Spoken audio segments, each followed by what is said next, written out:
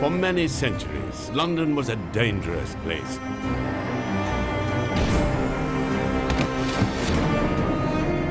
It was a magnet for the very worst kind of people. Jack the Ripper dominated the headlines. But he wasn't the only killer around. Murder was afoot. The fear of death was everywhere. But police had their work cut out to track the culprits down. In this series, we'll be investigating some of the city's most notorious and intriguing crimes. Female defendant.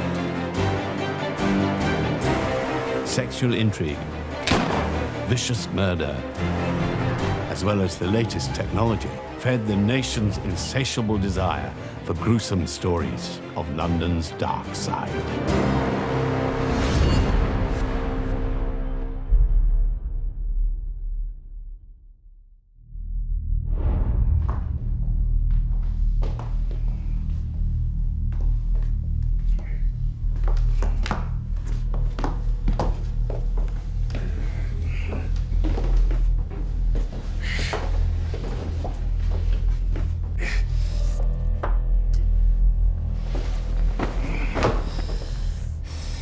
If your lordship pleases.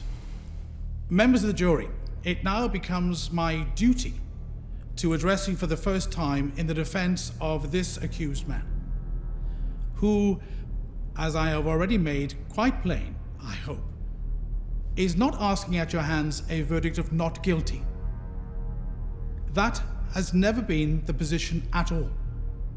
He is asking at your hands, under the direction of his lordship, when you have heard all the evidence, that you return a special verdict of guilty of the act charged, but insane at the time. In other words, guilty but insane, as it is called.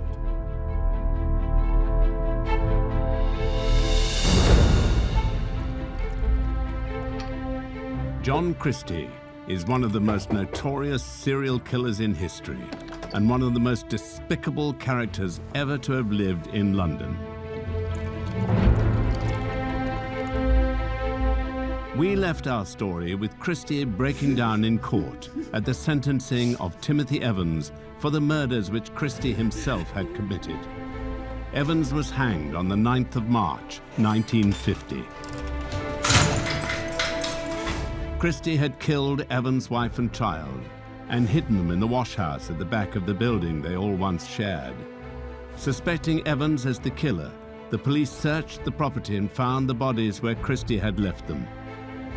He had developed a method of gassing his victims and rendering them unconscious before he would sexually and physically assault them.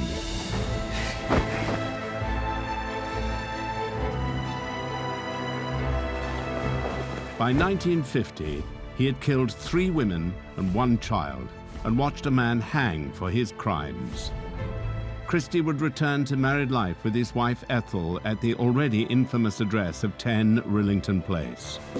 But this house of horror would become even more synonymous with evil as Christie continued his murderous journey.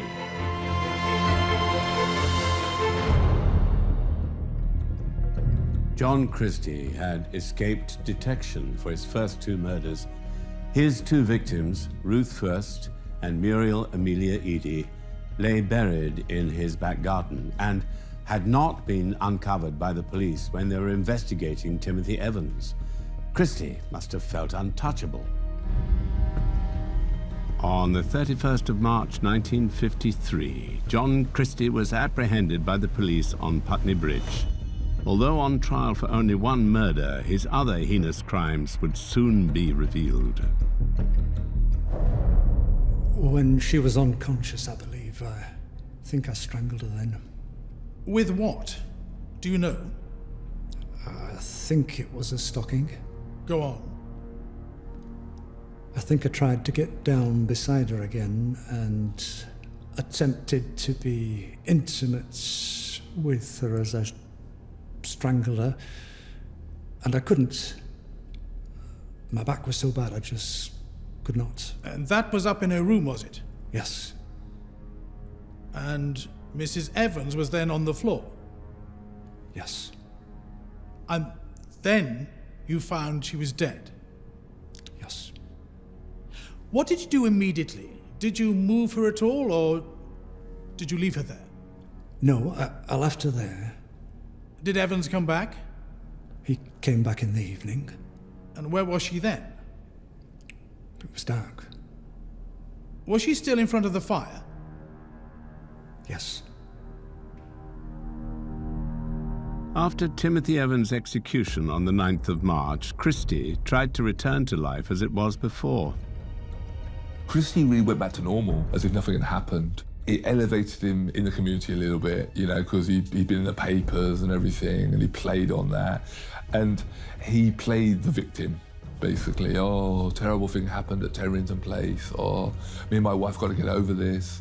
And he also played on his arthritis and everything to get sympathy, you know, and his bad back and everything. But it pretty much went to normal. And but he didn't commit a murder for a while.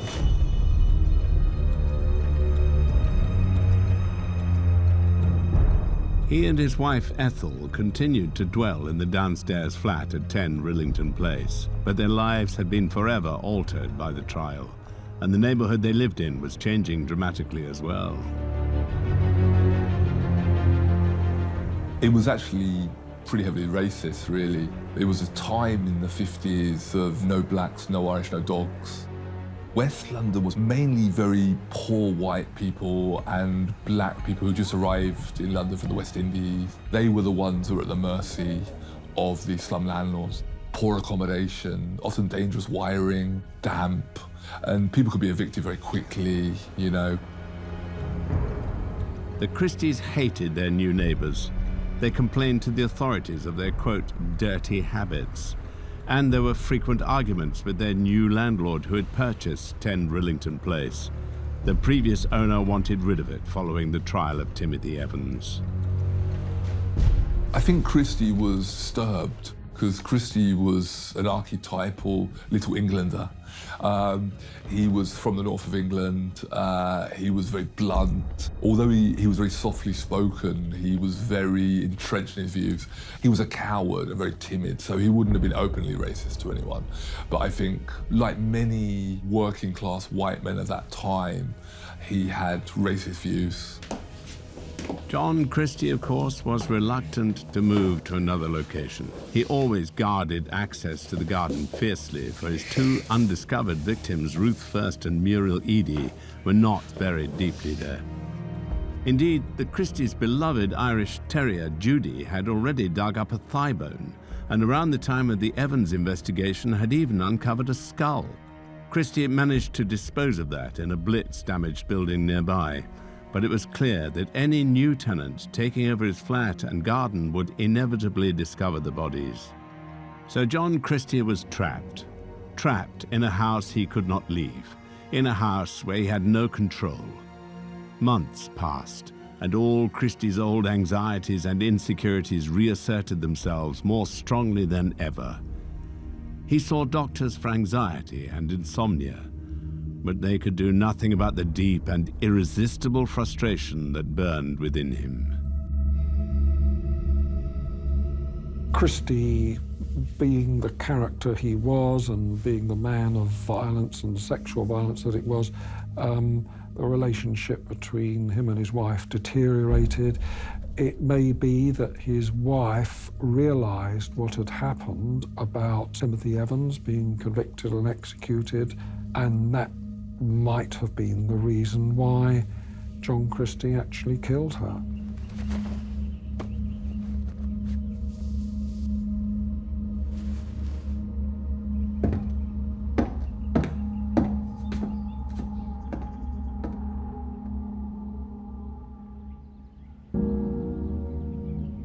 He said she's suffering ill health and she was getting pills. He woke up one night and there she was, and she was sort of gasping and choking, and he didn't like to see her suffer, so he strangled her and put her under the floorboards in the front room.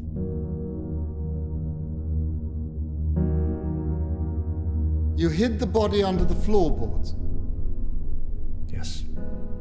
And did everything you could to prevent everybody from finding it? I suppose it looks that way, yes. You knew it was there all the time. Well, I did not want to be separated from her. That is why I put her there. What?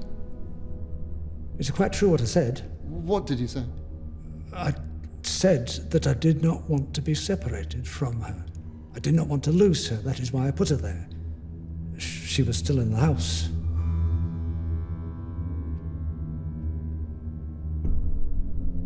He strangled her in bed.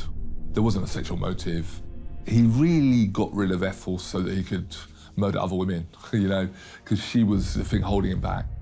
He told neighbours, conversely, that she'd gone to visit her relatives in Sheffield, and he told the other neighbour that she'd gone to Birmingham. Christie had quit his job at this point and lied to his neighbours that he had a new job waiting for him in the north and that Ethel had simply gone on ahead to make arrangements. He must have known the lies would unravel before too long, but that did not matter to him now. Christie was able to carry out an even larger killing spree. He had already murdered 5 at his home in Notting Hill, and the victims to come would ensure that 10 Rillington Place would always be one of London's most notorious addresses. John Christie had murdered his wife Ethel in the early hours of Sunday the 14th of December 1952. Ethel lay dead for 2 days until Christie finally disposed of her. He wrapped her body in a blanket, prized up the damp and rotting floorboards and shoved her into the space below. He had plans to explain her sudden disappearance. 2 days before he murdered his wife of 30 years, she'd written a letter to her sister Lily in Sheffield. She asked Christie to post it. Instead, he kept it. With her now dead, Christie put the rest of his plan into action. He changed the date on her letter and posted it off to Sheffield on the 15th.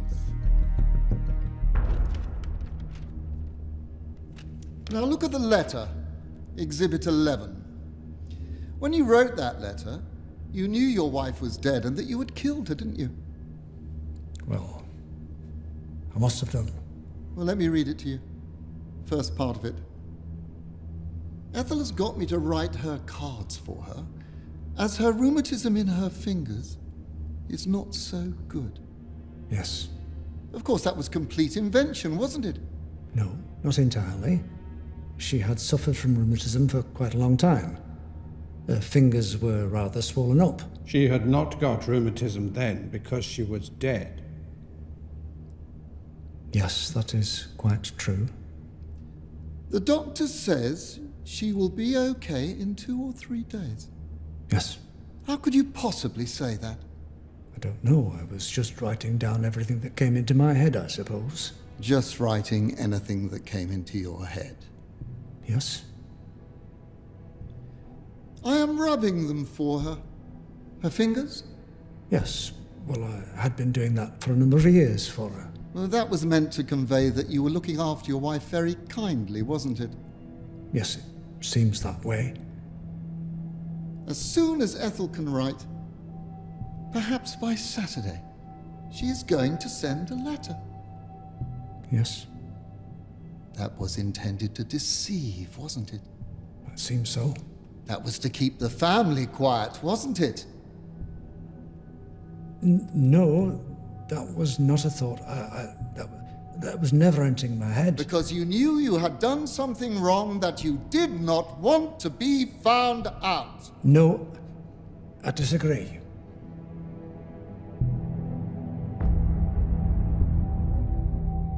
He covered it up by writing to her relatives and saying that she had terrible rheumatism, she can't visit you, and she can't write to you. And that worked for a while. You wonder what was going through John Christie's mind at this time, and you can speculate that actually he was on a downhill spiral, and he must have had some guilty feelings about how he had effectively sent Timothy Evans to his death through execution.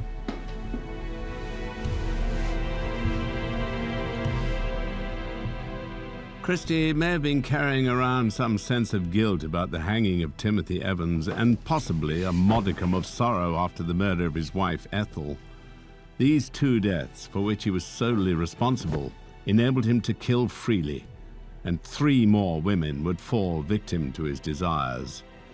But Christie wasn't the only serial killer terrorizing London at this time. The capital was also being plagued by the crimes of John George Haigh, the acid bath murderer.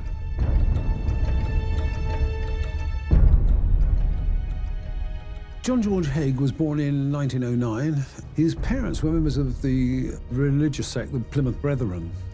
And so he had, by most people's standards, a tough upbringing. His childhood was extremely enclosed and isolated. His father built a big fence around the house. He wasn't allowed much contact. He was a choir boy. He was very controlled. When he reached 21, he suddenly discovered there was easier ways of making money than working for it. This was when he began getting involved in crooked enterprises with cars and insurance, which would make him money. He was one of these people who seemed to live in hotels and conduct a life of crime one way or another. I don't think he probably ever paid his hotel bills. He went to prison for fraud. He showed no violence towards anybody.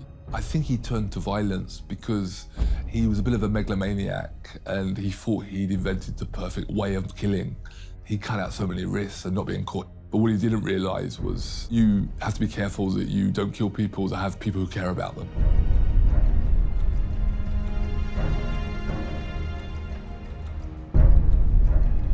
He came to notoriety because he was talking to Mrs. Olive Durand Deacon. She was a widow, aged 69. He said he was a businessman, and he had this idea for a new kind of artificial lady's fingernail, and she was very interested in that. I think he probably wanted her to put some money into the venture. So he offered to take her down to his business at Crawley so that she could see for herself. Actually, what happened was that he shot her, put her body in a 40-gallon drum of acid. Haigh had already killed 5 people and disposed of their bodies using this method by the time he met Mrs. Olive Durand Deacon. He had murdered a former employer called William McSwan, and then when the parents became concerned about his sudden disappearance, he murdered them too. Having run out of money due to his gambling habit, he then killed another couple and stole their possessions. But the disappearance of Olive Durand Deacon would finally bring his murderous reign to an end. When Mrs. Durand Deacon was reported missing, the police were called and they interviewed Haigh. The police were stunned. Haigh said, yes, she did come with me, but you won't find her because I killed her. They were concerned that they wouldn't find any trace of her. But the pathologist noticed an object which he recognized as a human gallstone. And actually, her false teeth survived, and so did her plastic handbag. Even though he had claimed that he could have disposed of the bodies with a guarantee of success, it wasn't so, and there were still these small items that were left from Mrs. Durand Deacon's remains. He became a megalomaniac. He realized he was getting away with it, murder after murder, and nobody was arresting him. And this led to him thinking he could do anything he wanted. John Christie must have had the same sense of invincibility as John George Haigh after he'd escaped justice for his crimes and Timothy Evans had been executed.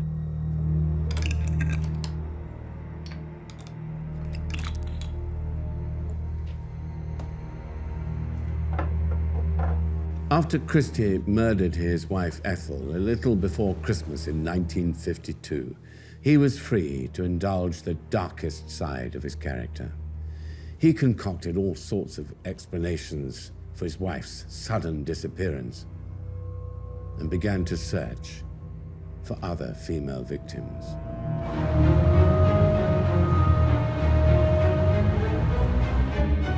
He would never have to leave the down-at-heel area of West London to find them and satisfy his violent sexual urges.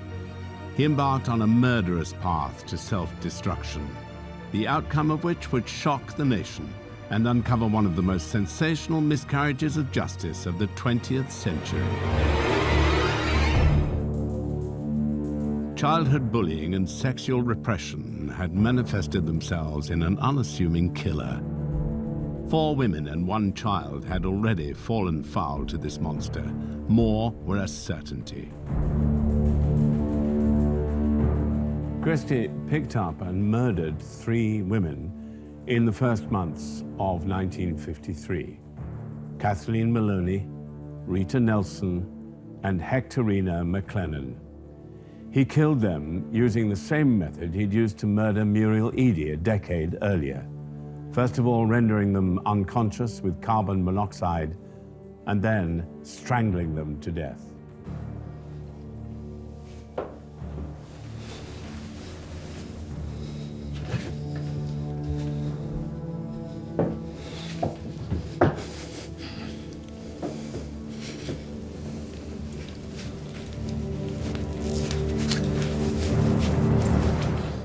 Now we turn to Rita Nelson.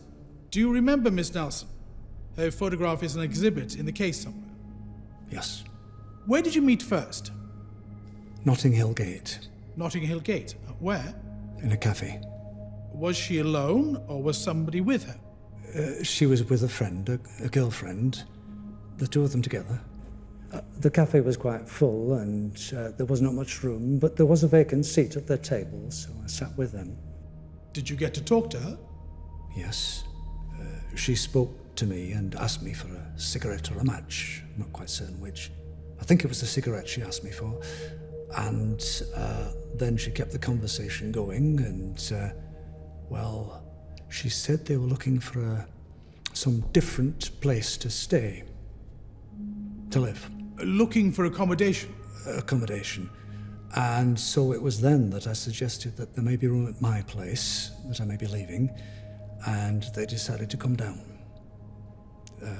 They arranged to come down together later in the evening to see it. They were both coming? They were both coming. They arranged to come together. Did they both come or not? No, just one.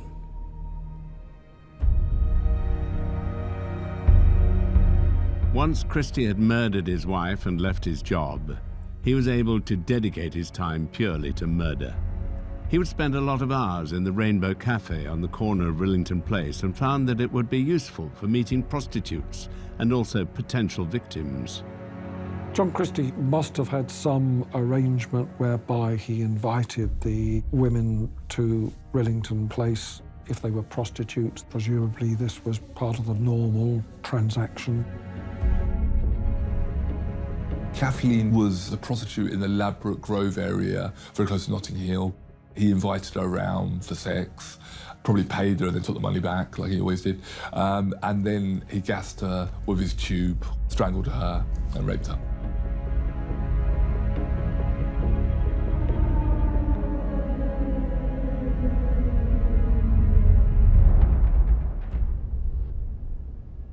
It is all hazy, is it?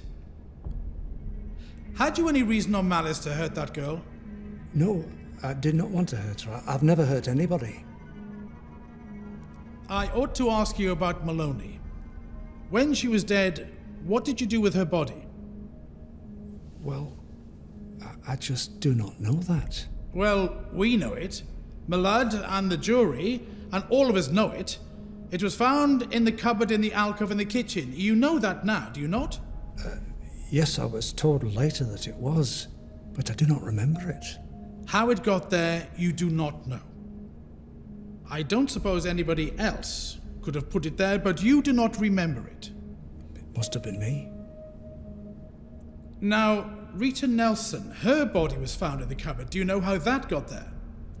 I do not remember that alcove at all. You must have put it there if it was found there. No one else could have done that. It seems certain that I was, but I do not remember anything about that alcove. I know it was there, but I do not recollect it or having used it. There were other potential victims too, but they were lucky and managed to escape his attentions just in time. But Christie must have known that this was unsustainable. I think by this time Christie was self-destructive. he'd given up. He was starting to cave in because he did love his wife. We know that for a fact. And he'd been with her for years and years, and she'd done a lot for him, supporting him. So to kill her really was the final nail in the coffin for him. And the way that he left his final 3 victims as well in the house, he knew they would have been found very quickly. The bodies began to rot and smell. People complained. Unable to work and without his wife's income, Christie was running out of money. He sold Ethel's wedding ring and her jewelry. Most of the furniture in the flat was gone. Finally, he sold the one thing he had left, his tenancy. He sublet the flat to a couple. Discovery was now inevitable. On the 20th of March, 1953, Christie walked out of 10 Rillington Place with a battered suitcase containing his only belongings. He would never return. The stink is something quite indescribable. And one of the other tenants noticed the appalling smell in the house. They've got to go through the killing ground to the outside toilet. The tenant was Beresford Brown, who lived on the top floor and had been allowed to use Christie's dilapidated kitchen. When he was cleaning it up, he discovered the source of the foul stench. He was re-wallpapering. While he was doing that, he touched the wall and there was a hollow sound, and he realized there's nothing behind it. And so he punched through the wallpaper and he saw a woman's back trussed up, and there were 3 women tied up in the kitchen cupboard alcove. And Christie hadn't even sort of nailed down a door or something. He just wallpapered over it. Just shows how panicky he was and how quickly he was trying to get away. The police are called. Ethel is found under the floorboards. They turn over the garden and they find the bodies of the 2 victims murdered some 10 years before. One of whom, the root of a plant, has actually grown through the vertebrae, and the bones are mixed in with other bones in the garden.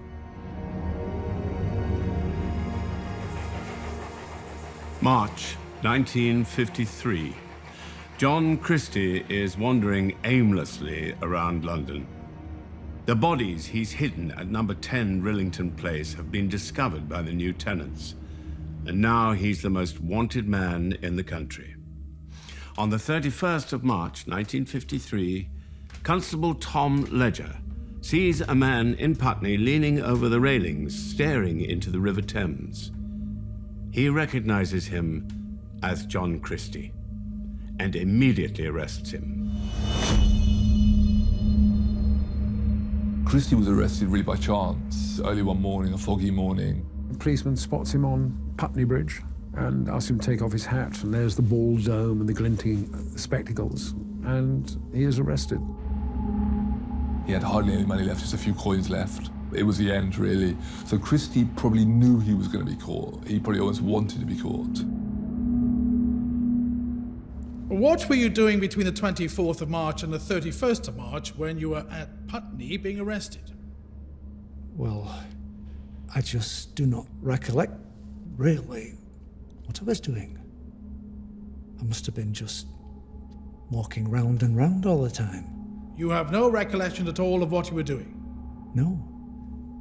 I remember one time I was at a crossroad and I think I saw a sign which was strange. It said Barking Road, and then I asked where I was and somebody said I was at East Ham. Were you deliberately hiding yourself from the police? No. I was... there was one particular occasion I recall, as though it was yesterday. I was standing, I think, this was after I'd been at East Ham and was on my way back to Kensington. There was a policeman holding the traffic up and beckoned me to go across. I didn't want to go across, but I went across and thanked him as I passed. I went to the other side of the road. I remember that very, very clearly.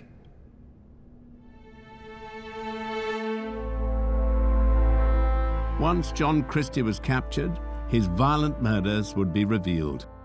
When it became clear that he was responsible for the death of Beryl Evans, it was obvious that a huge judicial error had been made and that Timothy Evans could well have been innocent.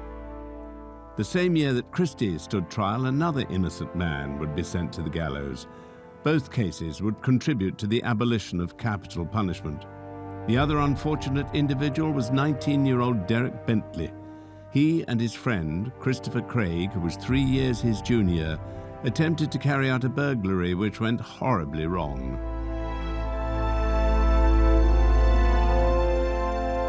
Derek Bentley was born in 1933, and he got very limited intelligence. He was friends with Christopher Craig, who suffered badly from dyslexia, and he enjoyed sort of collecting and using guns and knives and such like. Bentley and Craig plotted to burgle a warehouse belonging to the Barlow and Parker Confectionery Company in Croydon. Craig armed himself with a modified gun, but the plan was thwarted from the off as they were witnessed gaining access to the property via a drain pipe. Police were called and they climbed up to the roof of the warehouse by various means. Bentley was quickly arrested, but Craig tried to escape the police and threatened them with a revolver, saying that he would shoot, and in fact he did start shooting. The police were unarmed, and coming out on the roof, one of the policemen, Constable Miles, was killed. During Craig's shootout with the police, Derek Bentley had already been captured and arrested and was in custody at the time of the murder, but both would find themselves in court. The law said that if both were involved in a joint enterprise, and as in this case, one of them used a gun to kill, then both were equally guilty. So on that definition, Bentley was guilty of murder, as was Craig. You got the situation where the person who fired the shot was spared the death penalty because of his age, and the person who had aided and abetted the murder was executed and thereby got a more serious penalty from the law. Derek Bentley was executed on the 28th of January 1953, and immediately there was a campaign to secure him a posthumous pardon. It would take 4 decades to procure, but in 1993 his pardon was issued.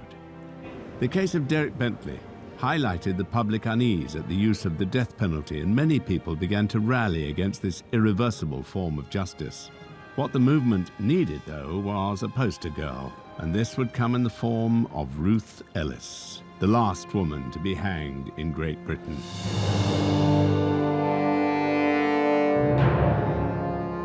Ellis killed her lover, David Blakely, a hard-drinking racing driver. Their on-off relationship was a particularly violent one. Ruth Ellis, in 1955, was 28 years old. She was described as a rackety, good-time girl.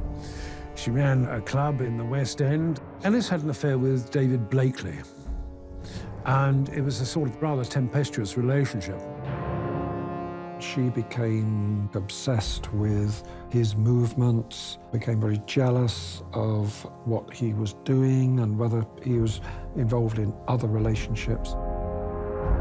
This jealousy eventually got the better of her, and on the 10th of April 1955, Ellis travelled to the Magdala public house in Hampstead with a gun, where she waited for Blakely to leave. Ellis shot him, brought him down, went up to him and emptied the gun into him as he laid on the ground. She was arrested and taken to a police station and charged with his murder. There's no doubt that she intended to kill him, so the law was clear. During those 3 weeks, while public controversy mounted, one man had a terrible decision to make, Home Secretary William Lloyd George. As he went about his public duties, he had to decide whether or not to write the grim words, "The law must take its course." But in the end, he had no choice. As the law stands, and as precedent dictates, Ruth Ellis had to die.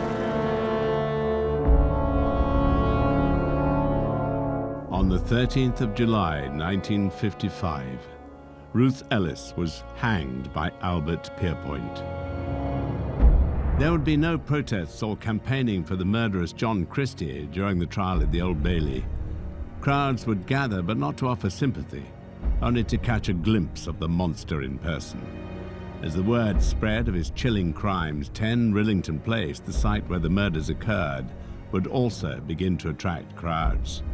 It would not be long before John Christie suffered the full force of the law. But in bringing justice to the victims, grave and fatal flaws would be exposed in both the police force and the British legal system. On the 31st of March 1953, Police Constable Thomas Ledger arrested the most wanted man in the country. The corpses of 4 women had already been discovered in his house. 2 more victims from far earlier were soon to be found buried in his garden. Whilst in custody, he began revealing the details of his morbid life story. Once he was in custody, he was quite quick about confessing. He confessed to 7 murders, but never admitted to the murder of the baby, Geraldine. He would never admit to that. But we are 99.9% sure that he did murder the baby as well. There are opposing views as to why Christie confessed to murder. Was it an attempt to prove his madness and thus aid his plea of insanity? Nothing is ever clear in the case of John Christie.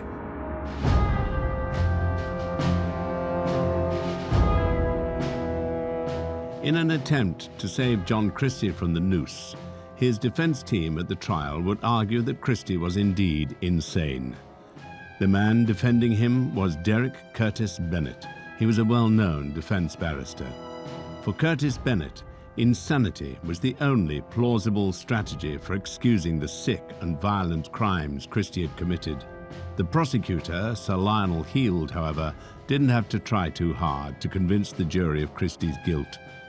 All the evidence was stacked against him. It took just 85 minutes for them to decide the verdict. I think Christie probably had personality disorders rather than being insane. A massive inferiority complex sexually, and like most rapists and murderers of women for sexual motives, he wanted power. And the only time he could get power was with a prostitute or with a dead woman. It's terrible to say, but it was like mannequins for him. It was his way that he could do what he wanted. Prisoner at the bar, you stand convicted of murder. Have you anything to say before judgment of death is passed according to law?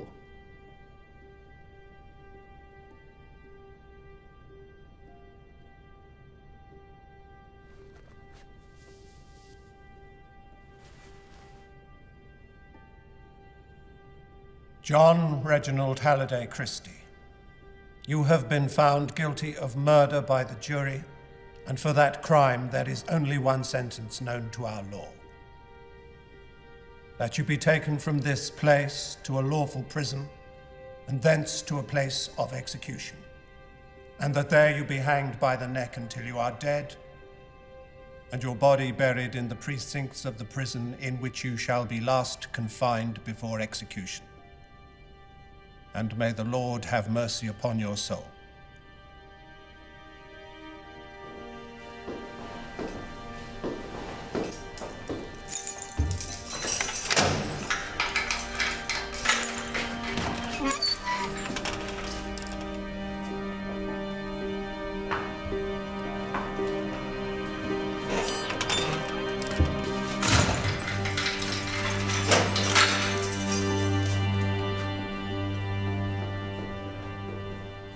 John Christie was executed on the 15th of July, 1953 by Albert Pierpoint, the same executioner who'd sent Timothy Evans to his death 3 years earlier.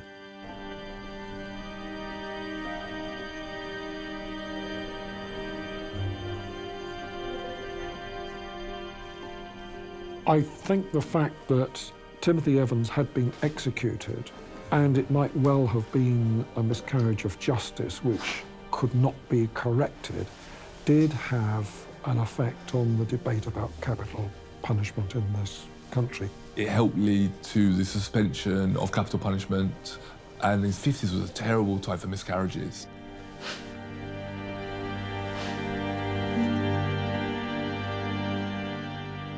Along with the executions of Ruth Ellis and Derek Bentley, the hanging of Timothy Evans played a huge role in the abolition of capital punishment in the UK in 1965.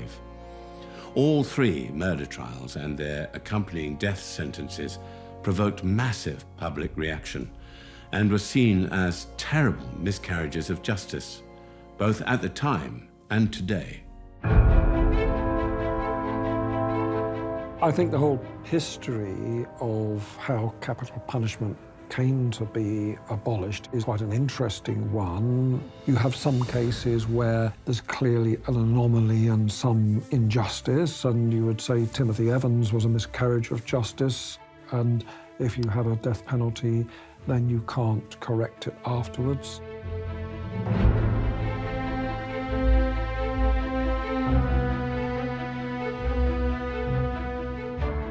Timothy Evans eventually received a posthumous pardon, but the controversy around what happened to him changed the country forever. This pardon would be issued in 1966, 16 years after Evans' execution, even though just before his own execution, John Christie had actually confessed to the murder of Timothy's wife, Beryl. It's thought he was responsible for 8 deaths in total. But Christie had been a member of the Wartime Reserve Police in World War II. He would have had many opportunities in that position to carry out murders and cover them up. So, we can never be sure.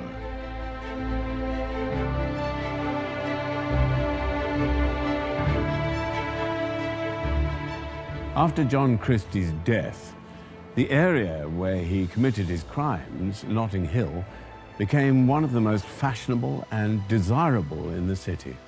It just goes to show that while London might have been home to some of history's most wicked individuals, she always bounces back. As we've seen in this series, the murder maps of London may be dotted with sites where the most horrendous crimes took place. It hasn't stopped her remaining one of the world's great cities.